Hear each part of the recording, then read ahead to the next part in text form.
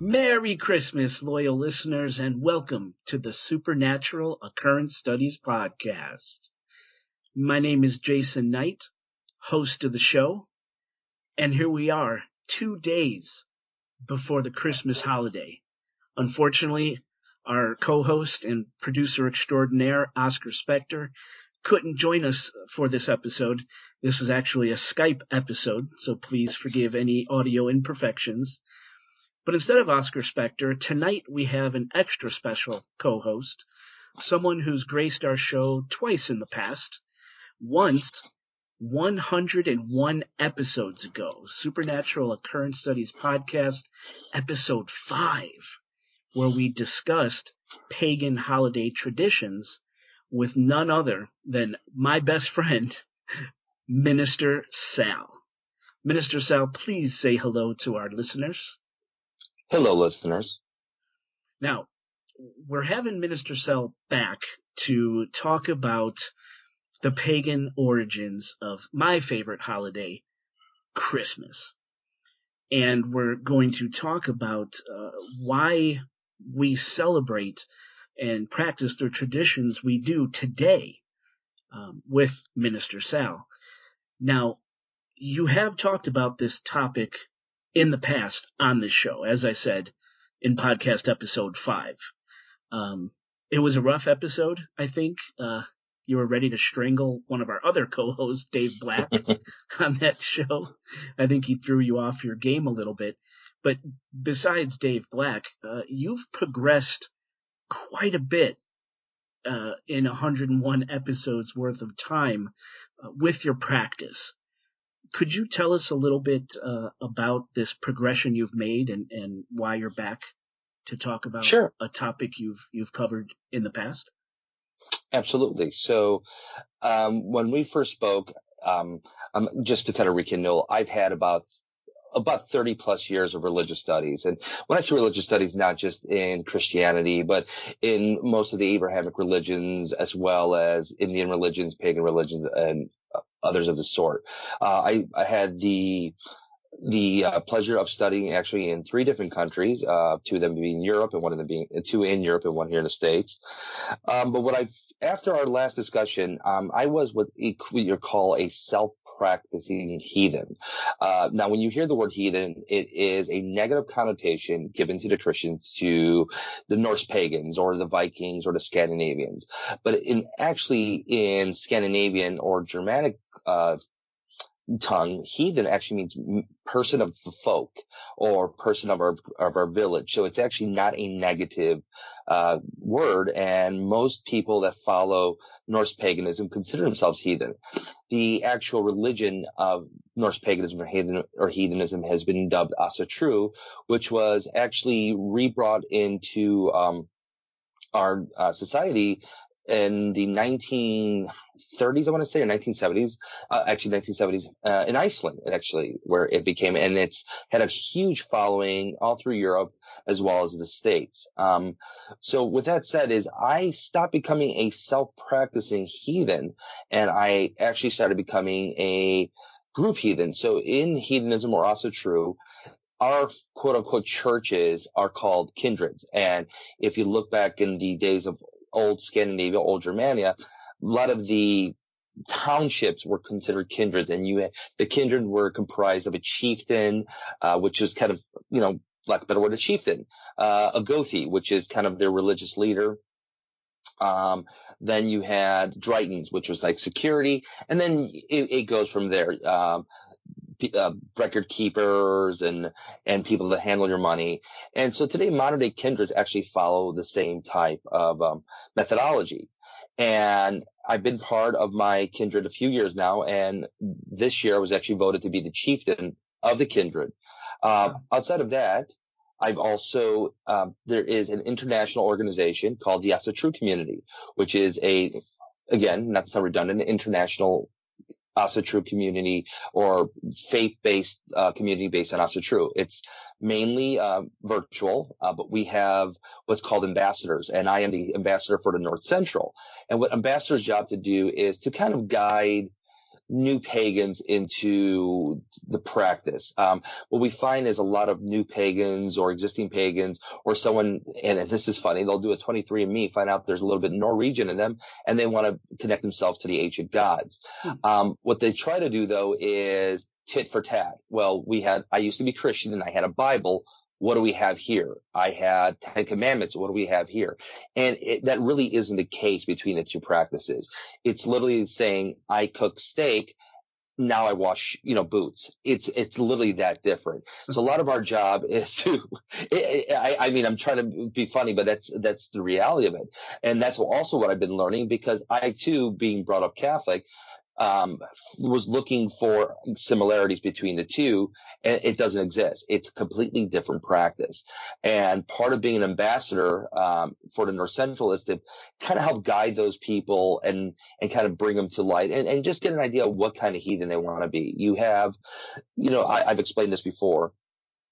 I break it down into 3 types. And if you were to break it down to what we know today as far as modern day religion, Christianity, you have your devout Christians. They go to mass every Sunday or service every Sunday and every holy day of obligation. Then you have the ones that show up just for the holidays, your Easter, Christmas Christians.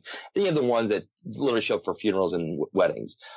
And everybody who wears a cross. And in heathenism, you have some similarities. You have the practicing, heathens like myself, where we don't need to have a group for a ritual or a bloat, which is what we call a ritual or a blessing. You can do them by yourself. Then we have the ones that just like to show up to the public bloats or the group bloats and symbols, because it's they want to be a part of the community, and B, there's also in paganism, they're drinking and laughing and sharing is very much part of the rituals. Then you have the guys that like the music, like to wear a Mjolnir around their neck or Thor's hammer, and just like the imagery, and they just want to be against Christianity because they may have an issue with the religion. So you're going to have that mix here, and unfortunately that ties into other negative stereotypes of, I'm sure some of your listeners are aware of the connection to neo-Nazism. Right. Yes. So I think we need to make that distinction even before we get into the meat of the episode, before we take a break. There's a lot of negative connotations, I think, from those who are ignorant to your practice. One of them is the appropriation of a lot of your images by the neo-Nazi community. Some people view it as satanic because you're worshiping all these different ancient gods. I'd like to dispel that stuff right away, because just knowing you and knowing what you're doing with your Asatru community, it's a lot of community service. It's a lot of counseling. It's a lot of charity work. I mean, it's all positive things, and we have to put that out there right now. This isn't anything evil. No, absolutely not. So we could thank Adolf Hitler and the Nazis for taking the imagery of Norse paganism and turning it into hate symbols. For example, the swastika is a sun wheel. And the reason is, and this is actually, back during World War II, they were actually teaching Norse paganism in the school as opposed to Christianity, because the Germanic people wanted to go back to their folkish ties. Folkish meaning Aryan, white, Scandinavian, Germanic people and the religion of the time. Now, obviously, Hitler was a Catholic and Christian, and when most of Europe is that, you're going to use that to your benefit. Just kind of like we've noticed with our current president, that we see that he's always dropping the Christian and the Merry Christmas thing, and to use it as a sales tool. And in the heathen community, and it's unfortunate, there is a lot of neo-Nazi kindreds. And part of my job with TAC is to make sure that those people are not part of our community, or if we can help those people dispel those ideas. And a lot of it comes from prison. So when they go to prison, you're either become a philosopher, religious, or whatever the case. And if you want to be part of your crew, we find out that most white supremacist groups use the heathenism or the Norse pagan symbolism for white supremacy. And it's happening not just in the States, but it's also happening in Europe. And now with a lot of the open gates and allowing different migrants into Germany and some of that, we're starting to see another rise of that, even from where I'm from, in Italy. Obviously, we all know Italy was a pagan country before Constantine, and they're starting to use that kind of imagery as well. There's actually a huge heathen community in Italy. Yeah, I actually belong to a couple of them on Facebook. It's quite amazing, and we could do another podcast on that alone, and the difference. But to kind of just narrow this down is we're universalists, and universalist heathens mean that the religion or the practice is not just for white European males and females. It's for anybody. I think my kindred is one of the largest LGBTQ kindreds as well. I'm not of the LGBT persuasion, but I have many friends, and I'm there to fight for their rights to be happy and their civil rights. Because of that, I've attracted quite a few of those from that community, as well as I've attracted quite a few vets. Either they're in the military as we speak, or they just came from the military. And to your point, a lot of what we do is just help them assimilate back into society, teach them how to write a resume, how to interview. And then with the LGBTQ, community, we do a lot of just dealing with bullies, and it's sad, but in today's day and age, and especially as progressive as Chicago and Wisconsin can be, we still deal with those types of things. So we try to sort of provide a safe haven for all communities, and by doing that is by community outreach programs and feeding the hungry and all the other things that you mentioned. Wow, not evil at all, listeners. So that's great. That is great. Get that stuff off the table right away. Yeah. So you're back. You've matured in your practice. You've studied. Now you're an actual bona fide Gothi. Is that correct? Gothi, yes. So I was ordained actually last month. It is a 29 course class, so it's not easy. It was a combination of many different things. I put in maybe 5-6 hours a day on the studying and writing papers and that, as well as community service, as well as going on, doing a Seder, rune casting, many different things. And it took the lion's share of a year to get there. It's a class provided by the Asatru community. And now as a ordained Gothi, I have the rights to marry people, do, perform funerals or any type of ritual at that point, as well as going to offering spiritual advice or assistance to peoples in hospitals and prisons. And I'm open to the entire Midwest. So, and it didn't happen as soon as my name was put in the list as an ordained Gothi. I've actually had a handful of people reach out to me, and there's 2 people I want to say I speak to daily, and not multi-daily, for just spiritual guidance as well as assisting them with the lore. So I guess there's no rest when it comes to these types of things. I guess not. Well, I really wanted to, sort of establish your credibility and why you should be talking on the subjects we're going to be covering in this episode, and I think we've done that. So, anything else you'd like to add? Just here's my little disclaimer, my little asterisk is this. Most of the lore and most of the tradition was burned during the Christianization of Europe. The Constantine's and Rome's idea of removing the past so it wouldn't be practiced in the future was just that, removing the past. So you may hear things from me that you contradict what you may have heard, or maybe I'm not adding enough detail. So I will tell you, this is what I've learned. This is my hypothesis, and this is what I've experienced. Obviously, there is so much more to this, and you could literally have 5 heathens in a room talking about Yule, and you'll hear 5 different stories, but the foundation is always going to be the same. Got it. Yeah, and Yule is something that's very important to this conversation. We'll get into that shortly. For now, before we go to break, I would like to run down our contact information really quickly. We do this at the top of every show. So listeners, to contact the Supernatural Occurrence Studies podcast, reach out to us on Facebook. That's at Chicago Ghost Podcast on Facebook. Hit up our Twitter or Instagram. That's at Chicago Ghosts. Call or text us anytime Chicago area code 872-529-0767. That's 872-529-0767.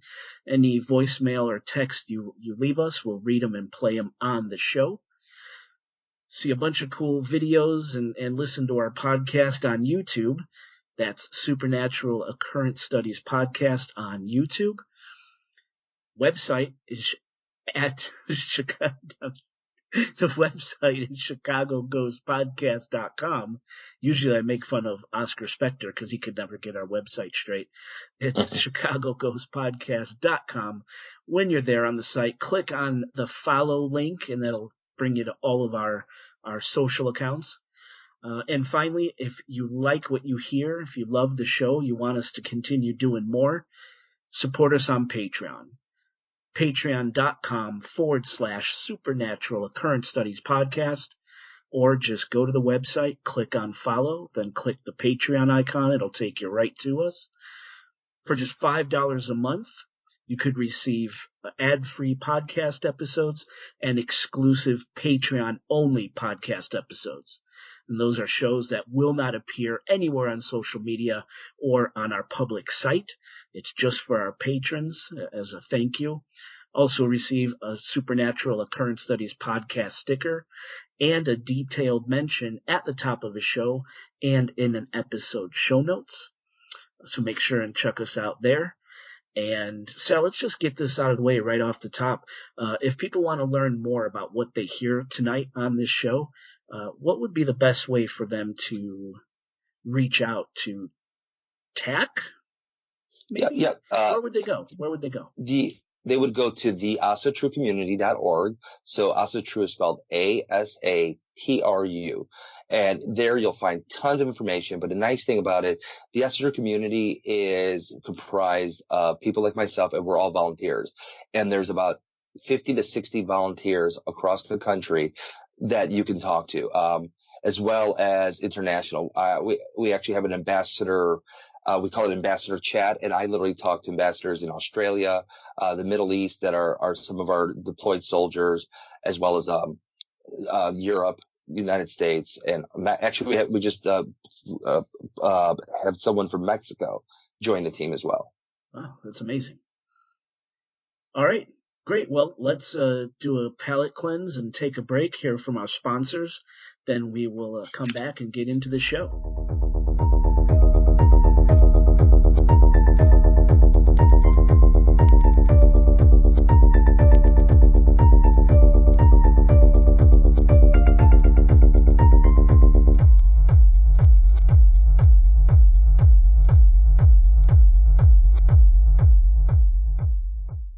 Listeners, welcome back to the show. Well, the lights are turned down low, the ceremonial candle is lit, and the drinks are flowing. Let's start this show. Minister Sal, are you drinking anything over there on the other end? Actually, I am. I'm drinking a nice Danish mead right out of my animal horn. Are you? Oh, nice. I have my little shot glasses of mead here. I'm drinking the peanut butter and jelly mead, actually, that you gave me. Yeah, I poured it in a little shot. No, I don't slam it like an animal. Come on.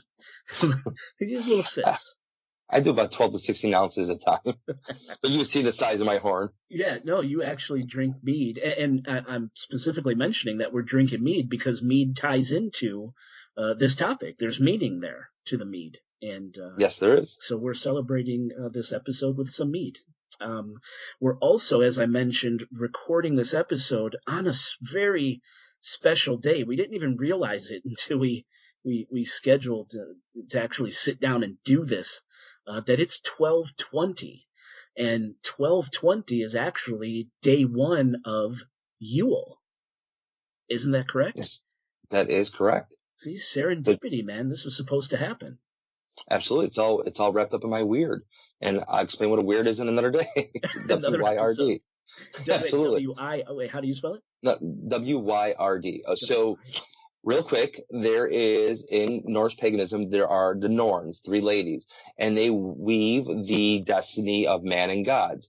Wyrd is the web of our destiny. So everything we do in our life is tied into a web of our future.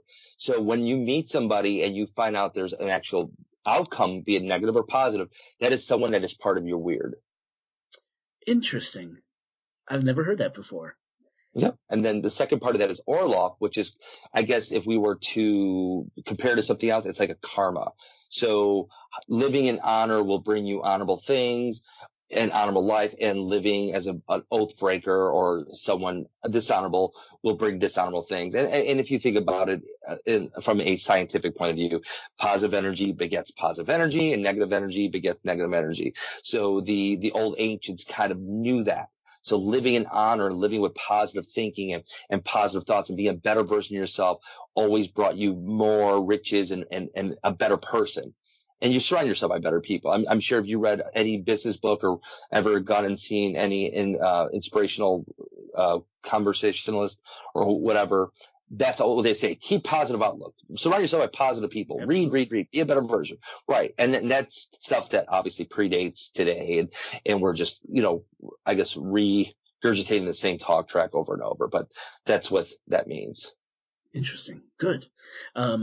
I think listeners are really going to dig this episode. I'm kind of throwing back to episode 100 where we answered listeners' questions that were submitted on Facebook and Instagram.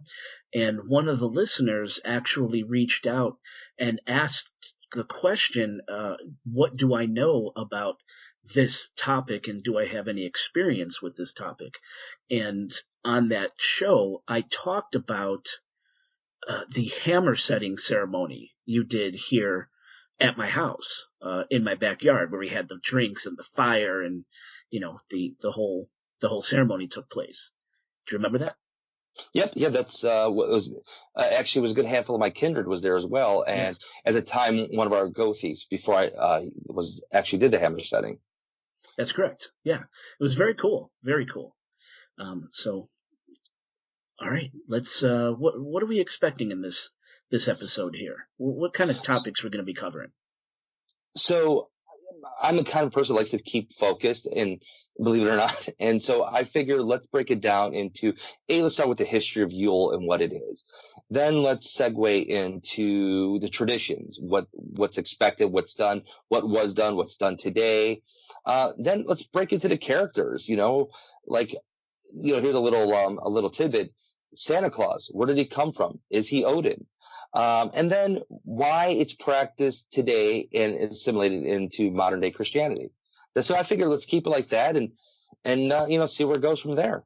I really like that, especially, how it's practiced today or why it's practiced today and that symbology, Santa Claus. You told me kind of a funny story earlier today offline, so you sent out Christmas cards, very generous, very nice, as only Minister South could. You look at the Christmas card and there's all these, what we think of as very Christian symbols, right? You have Santa. I'm literally hiding under a blanket recording this, so I can't see the card, but I have it in front of me. Okay, so you have Santa Claus, you have the Christmas tree. What other symbols are on that card? So I have the Yule book, which is the Swedish or Scandinavian Yule goat. I have Odin on top of Sleipnir, his 8-legged horse. I have Santa Claus in the air with his 8 reindeer, and then I have another Santa Claus walking. I have a sacred fire. We have a meat hall, Christmas trees, pine trees, and then I actually have the 9 worlds on the ash tree Yggdrasil, which is in Norse paganism the foundation of our worlds. And when I say our worlds, not just Midgard, which is Earth, but Asgard, Niflheim, and all those other worlds. And again, there's so much that we could definitely turn this into another 2 or 3 podcasts. Oh, absolutely. But what I want to hone in on is the impression of the symbols. So you sent it to a friend. We'll keep him nameless. And he actually called you and said, why do you have all these Jesus or these Christian symbols or Catholic symbols? And then you got the demon in there. I put Krampus in there, right? I put Krampus in there, absolutely. Yeah. So, and I kind of let it off. I said, no, they're all pagan right, on there. Exactly. So everything we look at, people who are outside the Asatru community look at as these Christian, Catholic, holy symbols, much like your friend did on that Christmas card. In all actuality, They're not at all. No. So maybe that's where we start. What is Christmas, Yule? Where does that come from? So, starting with the history of Yule is, so there are numerous references to Yule in the Icelandic sagas and in other ancient accounts testifying to how Yule was actually celebrated. It was a time for feasting, giving gifts, drinking, and dancing. And I mentioned the Icelandic saga. So there is no quote unquote Bible in Norse paganism. The closest thing we have to written scripture is the sagas and the Eddas, the poetic Eddas. And that was actually written by Christian monks. Now you'll probably say, well, if it was written by a Christian, then it must have some Christian undertones. But the reality is back then, the only scholars were Christians. So Snorri Sturluson was actually an Icelandic monk, and the king of the time commissioned him to write down these stories that were passed down over and over time, verbally or a little bit written here. And everybody had their own version of how they perceived the gods or the sagas or Ragnar Lothbrok and these types of things. But not to digress from the subject matter, because we can easily segue into something completely different. Yeah. But so the Yule holiday is the most important and most popular of all the native Germanic spiritual celebrations. Yule marks return of the god Baldur, which is Odin's son, from the realm of hell and loosening of winter's grip on the frozen earth.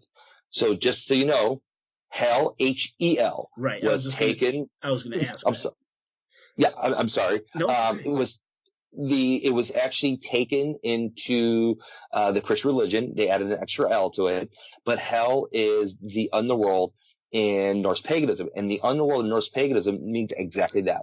It's the world under Midgard. It is not a place of fire and suffering. It's actually quite cold in hell.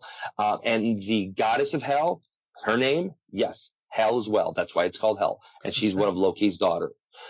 So you're going to kind of hear things here. You're going to say, hey, wait a minute, I've heard that word before, sure, or I've heard that before. And the reality is a lot of this was taken and borrowed to put into the Christian practice.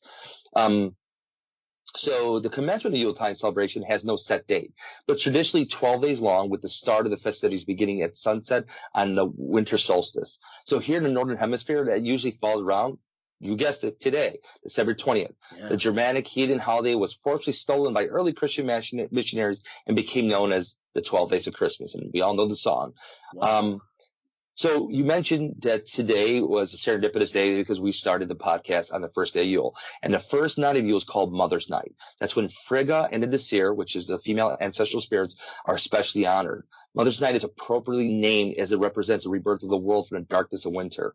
This is the date with the shortest day and the longest night of the year. A traditional vigil from dusk to dawn is held on Mother's Night to make sure that the sun will rise again and welcome her when it does. So I'm going to briefly talk about the 12 days of Yule. There's a lot of information, so I'm just going to really summarize it. So tomorrow, the 21st, is the second day of Yule. It's also the winter solstice and the wild hunt. It's the shortest day. I'm sorry, go ahead. Yes. Could I pause right? Okay, so tomorrow is called what? The wild hunt. The wild hunt. Now, I hate to pause you there, but that has other significance too, because when listeners are hearing this episode on the 23rd, 2 days ago, I went to your wild hunt. That's scheduled for tomorrow. Yes. Could you just briefly talk about the ceremony I'll be attending tomorrow? Sure. So the wild hunt signifies when Odin and his Yule riders, the ghosts of the dead, roam the skies, gathering lost souls that are on the path of the hunt. And it says, be wary at midnight, lest you may be swept away by the hunters. So you're going to start thinking, Odin has an 8-legged horse Sleipnir. He's up in the sky gathering people. I'm starting to see a little bit of similarity with, Santa Claus, but I'll get that into later. So tomorrow it's a day we remind ourselves on the virtue of perseverance. The world is in perfect place and nothing comes easy. We need to continue to seek after that which we desire. In this imperfect world, there are no free lunches or easy accomplishments, especially in the subject we have set before ourselves. You must be willing to continue on, and when we are pushed back, seek strength from the inside yourself as well as those around you.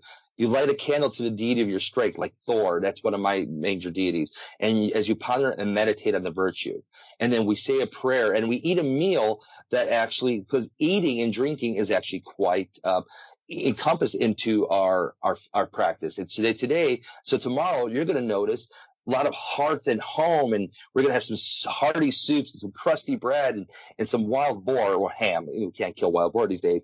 And with a fine mead or ale as we gather around a table. And that's what you're going to have. We're going to have about 30 people coming tomorrow. It's a rented hall, but hopefully that will turn into a purchased hall soon. And it's going to be a huge celebration, and we're going to do a bloat or a blessing to Odin, to Freyr. And there's going to be some other cool things I really don't want to give out yet. It's going to be a surprise, but we're going to throw in some cool old school Celtic tradition as well. And if your listeners want to look that up, look up a horse's skull and Celtic traditions, and it's a pretty cool thing. So we're going to try and do that to the best of our ability. Fortunately, a horse skull is about $400, and that's a little. So we might have a plastic horse skull. Somebody by Drayton in my kindred, she's actually handling all that. So look at that. So that's what the wild hunt is, and that's our second day. It's the shortest day and the longest night, and soon I will gain strength as soon as the sun got it and start the end of winter. Excellent. Okay. Well, so now on to day 3, right? Yeah. So the third day of Yule is sacred to Mani and darkness. Without getting too much into this, winter was a time of slumbering, death-like stillness, darkness, and coldness, and all attributes associated with death, hell, and the underworld. It is also a time of night. So from Norse mythology, we learn that the darkness of night was personified as a mysterious giantess who mated with Odin. In the dawn of time, it became the mother of our own ancestral mother, the earth goddess. So she's also the mother of Dagger, which is day, who represents the time when the sun goddess shines, and himself, his sons, alongside night, her sisters, and all heavenly bodies are counters of time. And, today, this is something you would have, like maybe some spiced beef or pork with potatoes and carrots and a nice black forest cake. And you would say a prayer to Mani, the god of the moon. Wow. So the fourth day of Yule is sacred to Loki and Sigyn. I'm not sure if you want me to continue, kind of give a quick brief of what each day is for, or I could just kind of give those headings of what we celebrate on each day. I think the headings and what you celebrate, that's perfect. Okay. So the fifth day of Yule is sacred to Odin and Frau Holva. My German is not that great. I speak 3 languages, and German ain't one of them. Sixth day of Yule, which is December 25th, is actually sacred to Baldur and Nanna. And this is kind of where I'm going to talk about later about how Baldur and the Christ character kind of parallel, because Baldur was sent to hell in the underworld when he died, and this is actually his resurrection, is during Yule. And Baldur is the son of Odin and his wife Frigg. Wow. Seventh day of Yule is sacred to Kari and his kin. Do we skip 6? No, did we? I think we skipped 6, didn't we? No, 6. The 6 was sacred to Baldur and Nanna. Okay. Sorry. Yeah, no worries. Let's see. 7th day is to Skadi and Uller. The 9th day is to Njordur and Nerthus. The 10th day is sacred to Freya. The 11th is sacred to Idun and Bragi.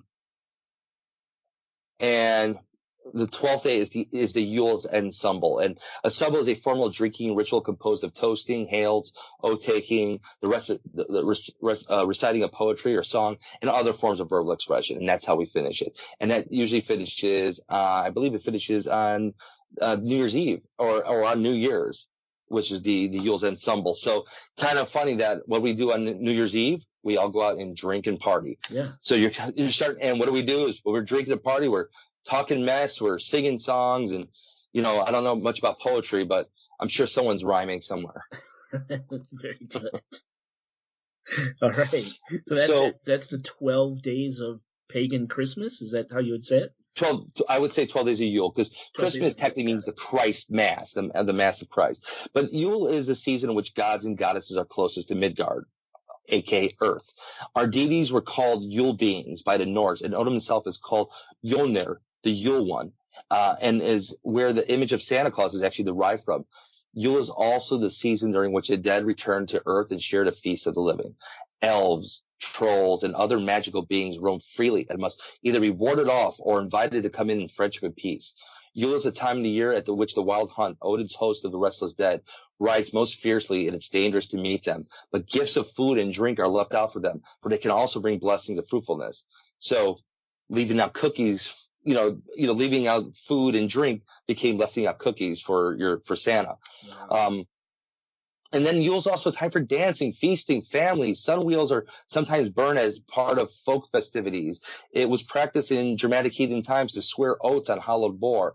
And so tomorrow, what you're going to notice is we're actually oathing in some new members into our kindred, and we only oath them twice a year.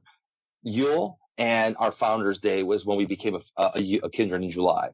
But it was practiced in Germanic heathen to swear these on boar, and boar has a lot to do with Freyr, and a large boar-shaped bread or block of wood covered with pigskin was brought forth at Yule for this purpose through the beginning of the century. Boar cakes are used for Yule oats by most heathens today, because obviously you can't really kill boar today, and especially in the state of Wisconsin. And if you could find some boar, that'd be nice too. But especially meaningful oaths were also sworn in the horn or couple of drinking at the Yule feast. The New Year's resolution is a diminished form of the holy Yule oath. The fire or pine trees, which is carried into the house and decorated as an ancient Germanic custom brought to America by German immigrants. So that Christmas tree, exactly. Yep. And the tree on which holy gifts are hung was heathen in origin, representing Yggdrasil. Yggdrasil is the mighty ash tree what all the 9 worlds live upon. And in my card, that's that big tree in the middle with all the different worlds around it. I remember in Germany. I remember Yggdrasil from American Gods. That's what I remember that from. Yes. And Neil Gaiman is a great author, and he actually writes quite a bit of lore. And now he was commissioned by Dark Horse Comics. They're going to take a lot of his Norse stories he's written and turn them into comic books. So that's awesome. That's exciting. Yep. I haven't bought a comic since I was 15, so it's time to start buying them again. Yes. Absolutely. But in Germany, those who kept the old custom hidden inside so the church authorities wouldn't notice. But in England and Scandinavia, the trees and various spirits received their gifts outside. In those latter countries, there was candlelit and ribbed bed-necked wreath, the ring of which may have reflected the oath ring or the Yule sun wheel that was traditionally brought in to decorate the home. The Yule log. You've mentioned the Yule sun wheel a few times now. Do you know what that is exactly? How to explain that to the listeners? So, unfortunately, the closest thing to a sun wheel is a swastika, but a swastika was more of a sun wheel. Now, a sun wheel has multiple points, not just the 4 you see, and it's a depiction of the sun. It is a symbol for the sun, and with the whole point of winter solstice, it's a celebration to bring back the sun, to get rid of the cold and bring back the sun, which brings back the earth, which brings back the farms and all the crops, and the crops were used not just to eat but also for trading. So that's what the whole point was. So back then, people thought winter was almost like a curse, and in order to break winter's curse, you had to do a midwinter bloat or had to do these types of sacrifices to bring the sun back. That's why today we still practice the winter solstice. Okay, thank you. Well, no problem. So now let's talk about the Yule log. It's also an old heathen custom. The log was supposed to be burned all night during the longest night of the year to symbolize life lasting even in a time of greatest darkness. Its fire rekindling the sun in the morning. Its ashes or pieces were used as protective amulets during the rest of the year. Those who lack large fireplaces often use a 24-hour candle instead. So tomorrow you're going to see a big old log, and we're going to give actually ashes of the log to each person that's going to be there tomorrow. We're going to put them in little bags for people. So, it's a symbol of luck. Yeah. The 12 days of Yule is largely devoted to baking cakes and cookies and breads, Baratones and making unique decorations, which I had to throw it in there because every Italian gives a panettone or six. I have one during sitting on my Christmas. counter right now. Me too. But you have all these unique decorations which beautify every heathen home on this holiday season. For example, intricate paper cutouts to make and put up the wall, stars, wooden toys, straw goats, wild boars that hang on the Yule tree, straw animals, which are still widely found through Sweden and are intimately related to the ancient Norse Germanic mythology, originating the legend of the sacred animal of the gods, the goats of the Thor, which is like the Yule in Swedish, and the wild boar of Freyr, the Yule boar.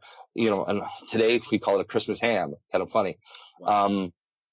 Most of the symbols associated with the modern holiday of Christmas, such as the Yule log, Santa Claus's elves, Christmas trees, wreaths, eating a ham, holly, mistletoe, and the star are all derived from traditional Northern European heathen Yule celebrations. So when you say the star, you mean like the Star of Bethlehem?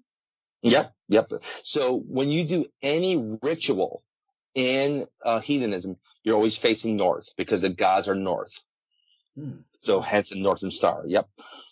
So when the first Christian missionaries began trying to force the Germanic peoples into Christianity, they found it easier to invent a Christian version for popular feasts such as Yule and allow the celebrations to go on largely unchanged rather than trying to suppress them.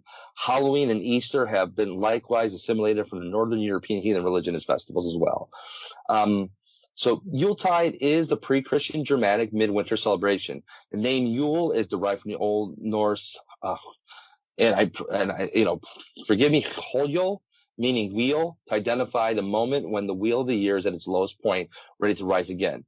Hoyol has been inherited by Germanic and Scandinavian languages for a pre-Indo-European language level, and is direct reference to the return of the sun, represented as a fire wheel.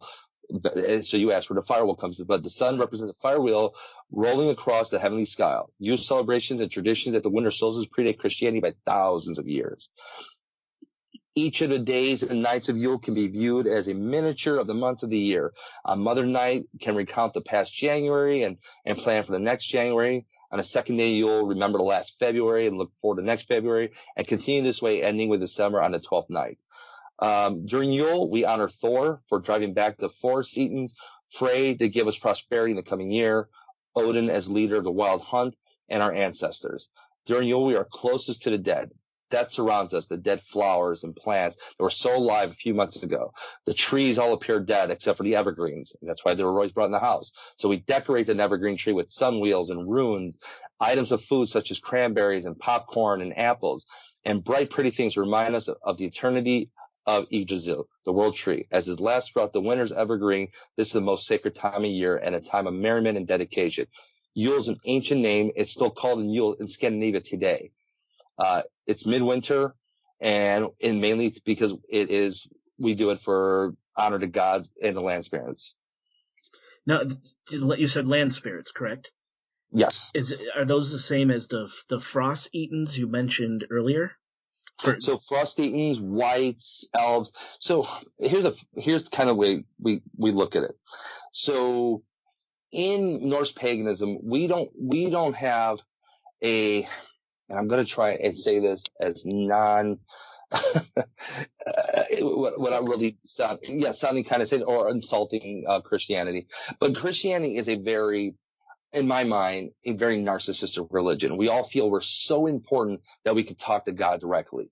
Norse paganism, 90% of what we do is dealing with the Landvatir, white spirits, and our ancestors. The gods are way much too busy running the nine worlds to really think about us. We were not built into God's images. We are animals on this planet just like anything else.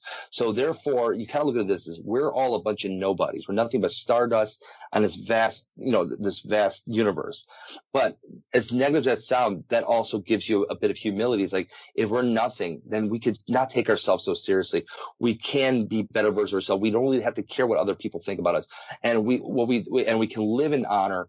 So this way, because it's not agenda-based religion where if I do good, I die, I go to paradise. I do bad, I die, I go to suffering. We live the afterlife. The belief is we live the afterlife the same way we live our lives today. And it's all about being a better version of yourself. That's great. Okay. Got it. Thank you for explaining. No problem. So the last left off, you were kind of talking about where the name Yule came from. Yeah, The Scandinavian. and it's still called Yule in Scandinavia. Gotcha. And it's become a distraction from winter. I mean, it's felt the cold of Niflheim was coming. It was felt that the cold of Niflheim was coming to Midgard, and Niflheim is one of the coldest points of the 9 worlds in Norse paganism. It's the land of the dead. It's run by Hel, Loki's daughter. It's not like the Christian Hel. Actually, as I mentioned earlier, the word Hel came from the Germanic word Hel, and just again. Yes, HL. And again, there you go. And you might see Hollywood, they'll call it Helheim, or they'll call her Hela, and that's all incorrect. That's just Hollywood adding their own spin on it. Yeah, I'm thinking the Marvel movies, right?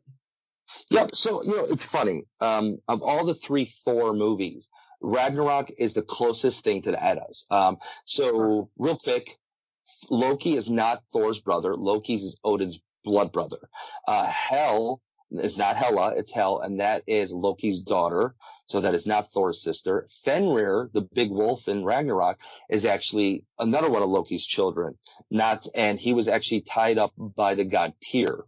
And it is actually believed in Ragnarok, the end of the world, is when Loki's children are free, and it becomes a twilight of the gods. Okay, got it.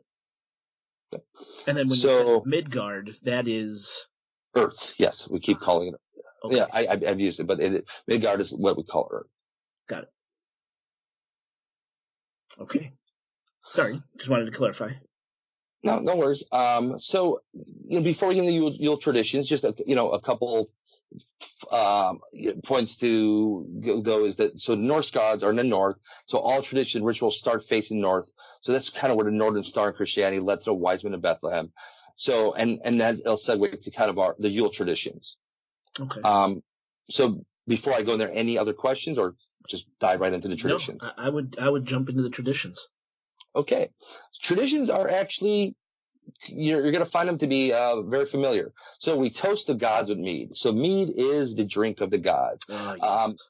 There is an actual story in the Eddas called the mead of poetry, and how Odin went and shapeshifted and everything to regain this mead of poetry, which gave him the power of poetry. So mead is an actual very sacred drink in Norse paganism. And a lot has to do with back in Scandinavia, what was very abundance of was honey. So mead is a honey wine, and it wasn't like grapes where in other parts of Europe. And it is derived to be from the gods, because the gods brought the bees to Scandinavia, which allowed them to make mead. So when a heathen like myself drinks mead, I'm not just drinking a drink. It actually has a very intrinsic reward. And I can only drink mead out of a drinking horn. I cannot drink it out of a glass. It's just become so traditional with me that I almost find it weird now to do that way. So don't understand why. It's just the way I feel, and it feels very organic to drink it that way. And he's telling the truth, listeners. Every party, every event we have, we're all drinking our IPAs out of a glass, and here comes Minister Sal with this 2 or 3 foot horn filled with mead, and it's always a showstopper, and people start asking you the questions, and yeah, it's true. Well, and I love to share. I love to share the ideas. But it's a great feast. There's tons of drinking. You're beckoning the land spirits, the land material, the ancestors, the gods.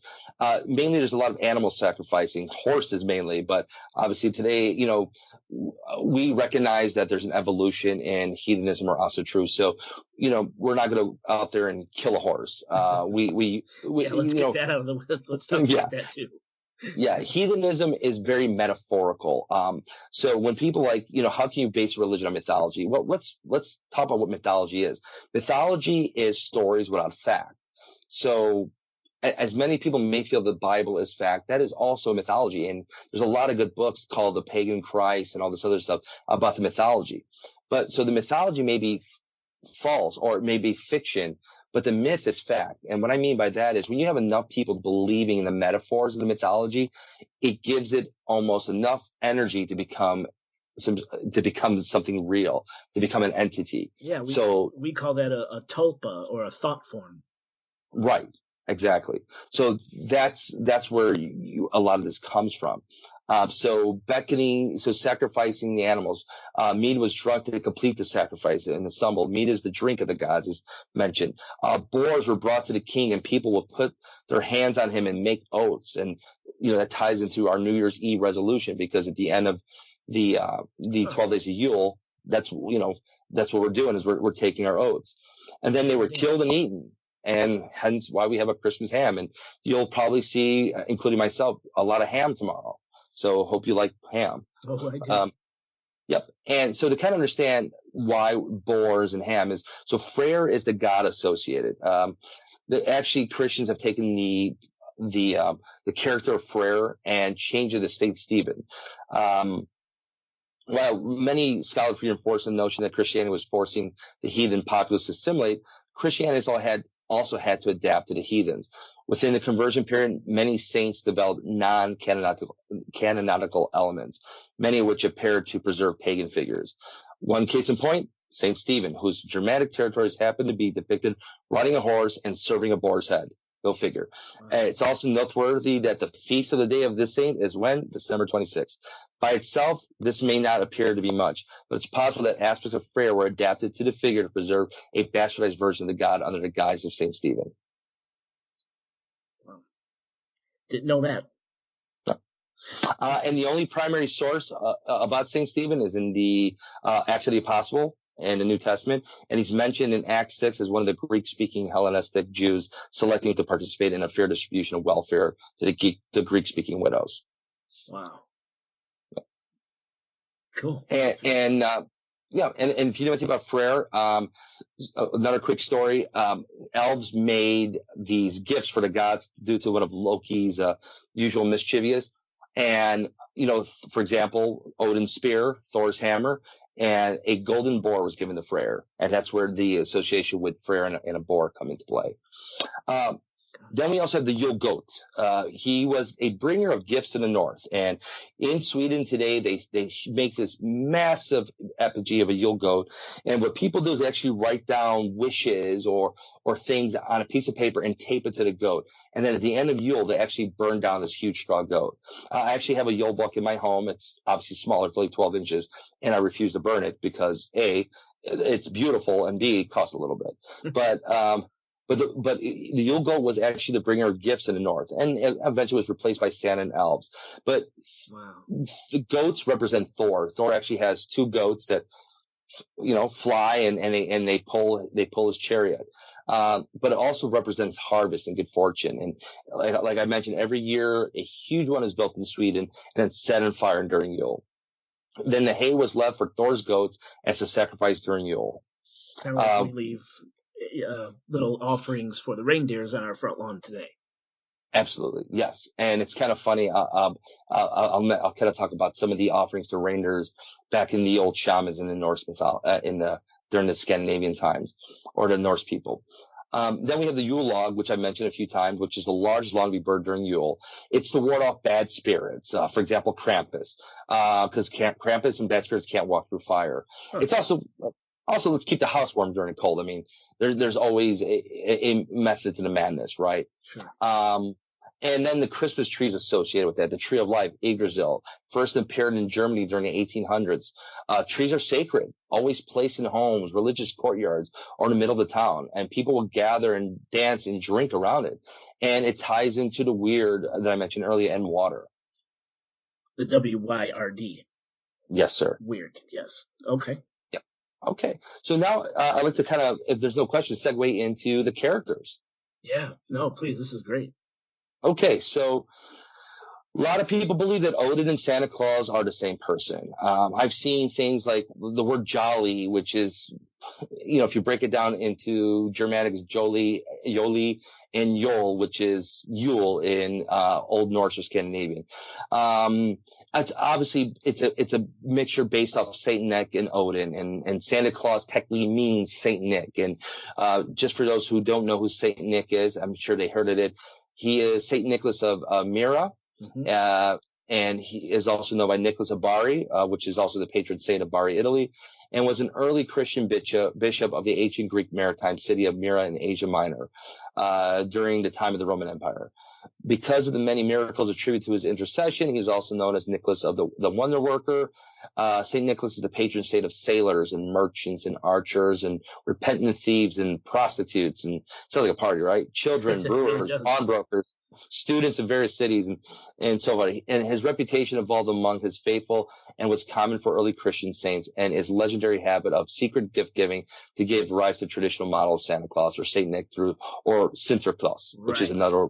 Right. Yes, the old Sinterklaas. Now, listeners, if you happen to subscribe to our Patreon, the December episode for our patrons focused on this Sinterklaas figure, how he migrated to America, and the different versions of Santa Claus or Sinterklaas throughout the world, and we specifically focused on the bad Santas, and that's actually the episode title for this month's Patreon show. It's Bad Santas, and we should be thankful here in the good old United States of America for the jolly old fat man we have, because the other versions of Santa Claus or Sinterklaas throughout the world are terrifying.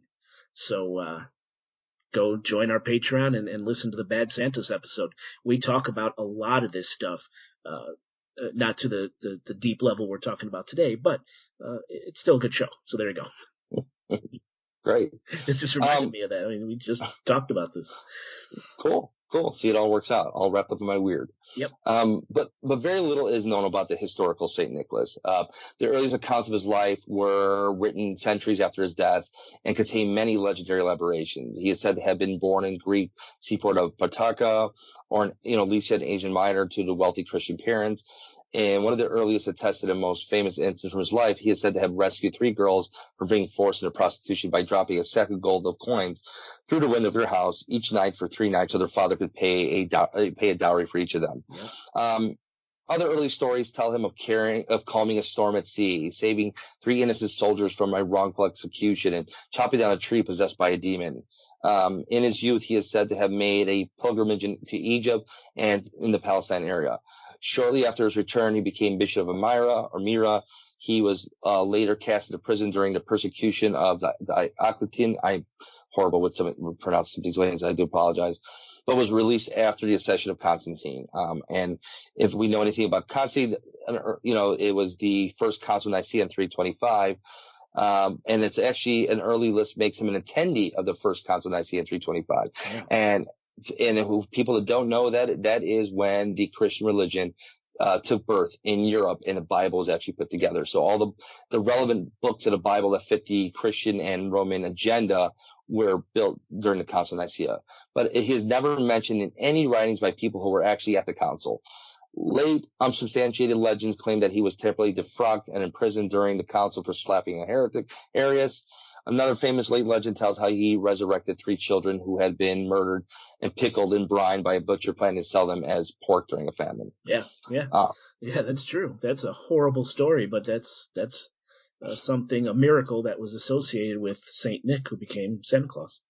Right. And dead children. Yep. And a lot of these stories were written hundreds of years after the alleged death or passing of these people. I mean, if you look about the Council of Nicaea was in 325, over 300 years after the alleged death of Jesus. So you have to understand, it's like the telephone game. I tell you something, then you tell somebody else something, but it gets to the 4th or 5th person, it's a completely different subject. Purple monkey dishwasher. There you go. So we kind of talk about the red and white colors, and those were Saint Nick's colors. But also shamanists eat mushrooms that are red and white and are psychedelic. So when you are a shaman and you go through what's called a seder is a mental journey. It is normal to drink something or eat something hallucinogenic or psychedelic, be it mushrooms or marijuana or whatever. And reindeers just happen to eat them like crazy. So the psychotropic properties are collected in their urine, and then they grow under a pine tree or a Christmas tree. So shamans used to deliver gifts, and part of the gifts were these mushrooms, and they were hanged in a sock to dry. So, wow. Yep.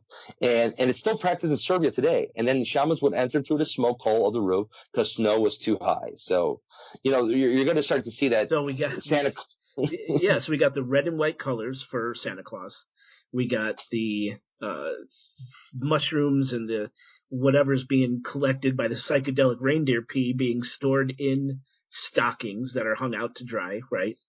So there's our Christmas stockings, and entering the holes of the roof, because snow is too high. There's Santa coming down the chimney. Yep. Am I picking up on that correctly? You're picking up on it correctly, absolutely. That's And crazy. and maybe another little token is reindeer is a very much a delicacy in Norway. It's eaten like we eat steak here. So they eat it all the time. Moose, reindeer, all that good stuff. So you could say that the shaman passed these mushrooms around so it would attract the reindeer, and then they were probably butchered and eaten, because during the winter, obviously there's nothing growing from the ground, so you got to eat. Right. And then, another attribute of Santa was Odin. Odin riding through the sky, giving gifts to the worthy and punishing the wicked. He was called the master of Yule, the Yule one, and he passed through on Sleipnir, which is the 8-legged horse. And some people are like, well, 8 reindeer, 8-legged horse. But I think we're really stretching that one, because, I mean, the correlate, maybe the 8 legs became 8 reindeer, but the reindeer definitely were not a derivative of Sleipnir. I just don't see it. But kids love to hay for Sleipnir and Odin. And, Sleipnir, again, is Odin's 8-legged horse, and also it's Loki's bastard child. And there's a story behind that, too. There's always a story. And then let's talk about Hugin and Munin, Odin's ravens. And what do? Is they fly around and they go ahead and whisper in Odin's ears and tell them what's going on. So they tell him who's been naughty, who's been nice. No. Yep. And if you remember from American Gods, he had his ravens on it. You're right. He did. Yep. And Hugin and Munin actually mean memory or mind. And so Hugin means thought, and Munin means memory or mind. Wow. Yep. So that's where So he knows if you've been naughty, if you've been nice. Well, if you see a couple of ravens outside your window, there you go.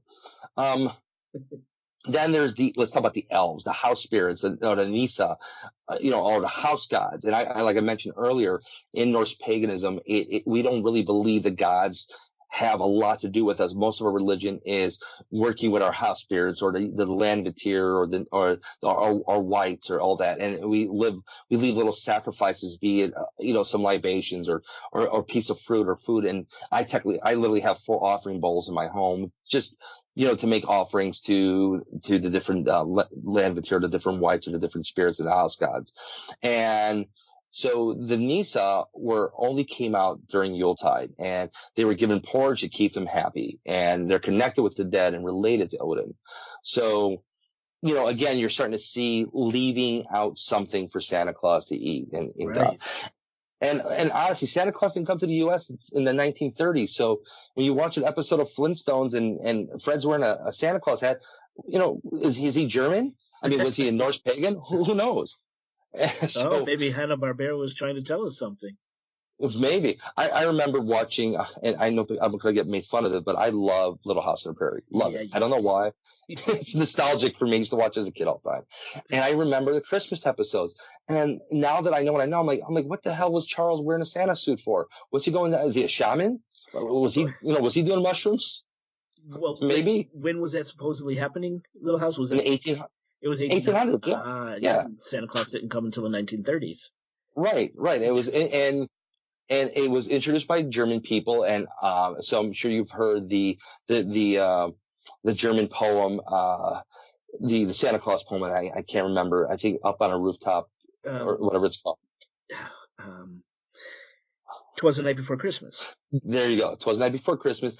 And then we also know the Coca-Cola company decided to take Santa Claus. And I'm sure you've seen images of Santa where he's kind of a muscular guy, tall, brute force. And then you have the Happy Jolly one. The Happy Jolly one is more Coca-Cola's depiction, but you'll see different color suits and different depictions of Santa all over. Absolutely. And, just to reference that December Patreon episode, we go into that quite a bit, the different iterations Santa Claus has had here in the United States, including one version where he was more like a wild man, where he wore animal skins and things of that sort. Very strange. Yeah. Well, I mean, he still does, right? He wears fur around his wrist and around his boots and around his waist. And to a degree, yeah, he still got the fur. Yeah. But yeah, Absolutely. he was in like animal skins. Very, Yeah. very different from the way you see it today. Absolutely. I mean, he's gone through his evolution. So today the kind of the running joke is Santa Claus is really Odin. But if we look at everything I just talked about, the modern day Santa Claus is actually a combination of different people and became this new personality. But even though a lot of it has to do with Odin, it has a lot to do with Yule, but there's other intricacies from different parts of the world. And that's what happens. And, when you never get the end result was never a complete parallel, there's always changes. So that's kind of where we're at today. So I like to make fun of it. And, I watched this show on Amazon Prime called The Man in the High Castle. And the idea of the show is the Germans won World War II and United States became the American Reich. And it was well known that during the 1950s, the Germans were teaching Norse paganism in the schools. So in the show, and I actually took a picture, that they are in Manhattan doing some Christmas shopping. And if you remember what they always have in the mall, they always have a Santa Claus pointing towards, come visit Santa, sit on my lap, or the sales of the century, and Santa Claus is kind of the marketing. Yeah. Well, in the show, it wasn't Santa. It was Odin. He was dressed in green and kind of thinner, a little bit brawnier, and it said right at the bottom, Odin. Wow. So I have to give props to whoever wrote that episode. They did their homework and they knew exactly what they were talking about. And it was so quick that you had to catch it. And because they showed it for a good maybe 10, 15 seconds. So I rewinded and took a picture and shared it with my kids. I said, look at this. And then everybody else kind of jumped in and kind of gave their perception of the, World War II and the Nazis and their relation to Norse paganism. It's crazy. Yeah. So we talk about Santa. Let's talk about some of the other characters of the Yuletide or the winter solstice. So if we go back to my lovely holiday card I sent everybody, Krampus. And what was Krampus? Krampus is balance, and his job was to punish naughty children. So if you notice in any kind of lore or mythology, you always have to have balance. You have to have good and bad, because light without darkness is too bright and darkness without light is too dark. So Krampus kind of acted as that balance to Santa or to Odin. And what he would do is he punished naughty children. He'd put them in a bag and beat them with sticks or drown them in water, or he actually feed on them. And he's actually celebrated on December 5th. And that's the day he's supposed to grab bad kids. And to this day, they celebrate a lot of Krampus types holidays in Germany. If you go online, these people, I think of like cosplay, but Krampus, and their costumes are past what I consider Hollywood standards. I mean, they're gorgeous what these people are doing. And they walk through the streets beating the hell out of people. And it's completely okay because it's Krampus Day. And they're walking around with sticks, smacking the hell out of each other. You do that in Chicago. Someone's going to shoot Krampus. you get some caps peeled. But if you go on YouTube, you could actually see the parade. You can see how people are dressed. You can see some of the shenanigans, and it's pretty funny. It's kind of like running the bulls, except you're running away from Krampus. Wow. And he's associated with the pagan deities and creatures with horns. So he appeared in Christian folklore in the 11th century, and it may be a potential reason why the devil has horns and associated with pagan entities like Pan and some of these other ones. And then obviously the Catholic Church hated this celebration. I mean, it was actually outlawed in Europe and England till like the 1900s because it was considered pagan. So you're going to wonder, why do Jehovah's Witnesses come to our house around Easter and Christmas, and they tell you that what you're doing is a pagan holiday? Because in the Bible, a lot of this is actually outlawed. But to assimilate into modern society, the Catholic Church, like, okay, well, they're not going to stop practicing Yule or Saturnalia, which is kind of the Romans version of Yule. So we're just going to slap a Christmas label on it and remove all the orgies, which I'm not the orgies. Yeah, come on. Then we have, and this is French, so again, I'm not very well with it, Le Père Fouteur, and he used to beat naughty kids with sticks, so kind of like a French version of Krampus, I would say. Okay. I'm not as well versed as some of these guys, so I have just little notes I made for the show. Then we have Net Ruprecht. He gave naughty kids coal, so as we can see, you got coal if you're bad. Yep. And then you had the Yokel Frosty, which means Old Man Winter, and also turned into Jack Frost, which is kind of the trickster spirit of winter. So does Jack Frost somehow relate to Loki in any way, or? It can. Every pagan religion has a adversarial type or a trickster. It all depends. So, like in Christian religion, the biggest difference in the Christian religion is their God is omnipotent. He is perfect. He is without flaw. So the devil has to be the complete opposite. In Norse religion, the gods are dicks also. Odin's done some dicky shit to people. And I can tell you tons of stories how he's dicked some people over. And so is Thor. So Loki just happens to be kind of a bigger dick, but it's not because he's a dick for free. It's because maybe the fact that his kids are all locked up by the Aesir, or he's not an Aesir or Vanir god, but he's a bastardized Jotun. There's so many reasons that may drive his personality, but he brings balance to it. So, and he's considered a trickster because Loki is not evil. He's Loki. And and some of his tricks actually turn into, one of his tricks by shaving Thor's wife Sif's hair is what gave us Mjolnir today.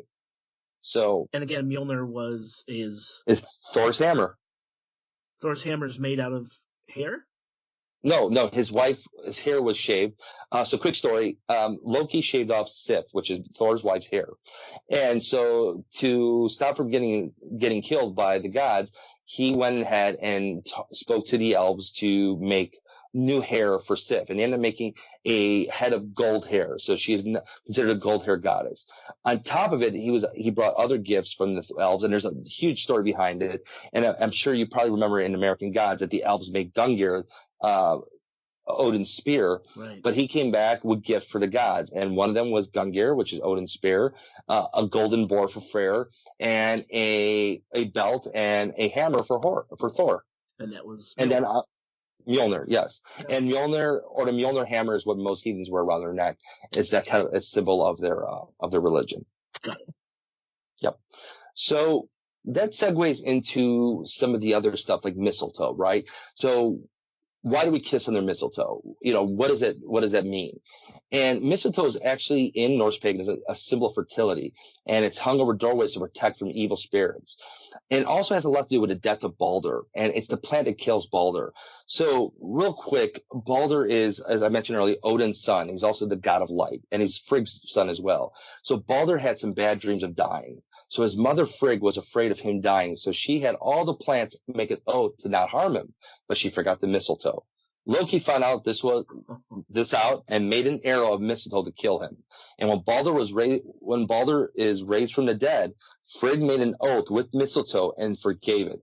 Kissing it under it enforces the oath, and Frigg is also the goddess of love. Wow. So, and he's the only Norse god who died and came back to life. So he's the god of light and the son of Odin and Frigg. And you're going to see a Jesus parallel here. But I think it's safe to say that many gods or demigods have gone to the underworld and come back. Even Hercules was sent to the underworld and came back. Not just Jesus. Right. Wow. Okay. So I guess to finalize it, let's talk about why today's Christians are practicing old pagan stuff, right? Yeah. So Saint and Jesus are new to the tradition. It was the name first appeared in the 11th century, and Pope Julius was the first one to declare 1225 and 345 CE as Jesus' birth to merge with the pagan rituals. Christianity is based on Roman religions, and Mithraism also has a strong parallel to Christianity, and it considered a cult. And I'm actually reading a book about how a good friend of ours gifted me the book about how Jesus was actually a king of Edessa, which is a city that no longer exists, but in the Middle East. But a lot of gods were born on 1225, like Mithras and Buddha and all these other gods, because it is the rebirth of the sun, right? And Mithras was dangerous. It was a big cult. It was a big mob, and Rome used the Christianity or easy Judaism to battle Mithraism. But not to go off on a tangent. But Christmas was actually outlawed in Britain and the U.S. until the 19th century because it was a pagan holiday. So they started changing up some of the lore. So now Frigg is the Virgin Mary. Baldur is Jesus. And all the other pagan gods were outlawed. And it's funny, especially when I have some Christian friends that are pretty devoted, and you go in their house and they have it all. Big old tree and gifts and stockings and mistletoe. And if they read their Bible, actually Jeremiah 10:1-5 says the following, hear the word which the Lord speaks to you, O house of Israel. Thus says the Lord, do not learn the way of the Gentiles. Do not be dismayed of the signs of heaven, for the Gentiles are dismayed at them. For them, the customs of the peoples are futile. For one cuts a tree from the forest, the work of the hands of the workmen with the axe. They decorate it with silver and gold. They fasten it with nails and hammers so it will not topple. They are upright like a palm tree, and they cannot speak. They must be carried because they cannot go themselves. Do not be afraid of them, for they cannot do evil, nor can they do any good. So right there, it's telling is that like don't do that. Outlawing Christmas trees? Yeah, because that was a very pagan, tradition. Cutting it down, bringing it in, decorating it with silver and gold. And praying to it associated, because pagan religions feel there is no difference between a plant, an animal, man, and Mother Earth. We are all part of one huge organism. So therefore, we don't have dominion over the animals. It's all part of our circle of life. So like to hunt is not considered evil because, like, is the lion evil when he eats a gazelle? Just like is the man evil for killing, a cow to eat? What's considered evil is hunting out of sport. But back in the day, hunting and fishing was think of it like a car salesman. You don't sell a car today, you don't make a commission, you don't eat. So back then is if you didn't farm your land and grow your grain and store and kill animals, you didn't eat. And that's what hunting was. Today, it's become more of a sport. And I'm not a big fan of, I honestly, I don't think I could ever hunt if I had to, but I'm not a big fan of people who hunt for sport because you're breaking up the spirituality of us and humanity and the animals and plants. And in the Christian lore, man has dominion over all this. That's saying, hey, I am better than all of this. Therefore, I have dominion, so I can do whatever I want, whenever I want. Again, it goes back to a very narcissistic focus, and I run into quite a bit of that. So, a quick side story is somebody at work wished me a Merry Christmas. So I don't want to say this was a dick move, but I said thank you and a good Yule to you. And she goes, "What's Yule?" And I said, "Yule. That's what I practice. I don't practice Christmas." She goes, "Okay, well, whatever you practice, have it." Kind of like that. It's like, okay, so as opposed to trying to understand what I'm doing, you went ahead and just downgraded and demeaned it like it was nothing, not realizing the history behind it. And that's has a lot to do with the history of Christianity and how the Europeans went through Europe to make it the major religion. So if you weren't converted, you were killed, or your family was taken as slaves, or you were not allowed to trade with. So a lot of Norwegian kings said, okay, I'll convert to Christianity because I need to survive and I need to trade. But a lot of them practiced their ancient religions in home outside of the rest of the world. Wow. Very interesting, Minister Sal. We covered a lot this evening. I wanted to do a recap of the episode, to close it out. I don't even know where to begin. And we just scratched the surface, just so you know. There's a heck of a lot more. Wow. Okay.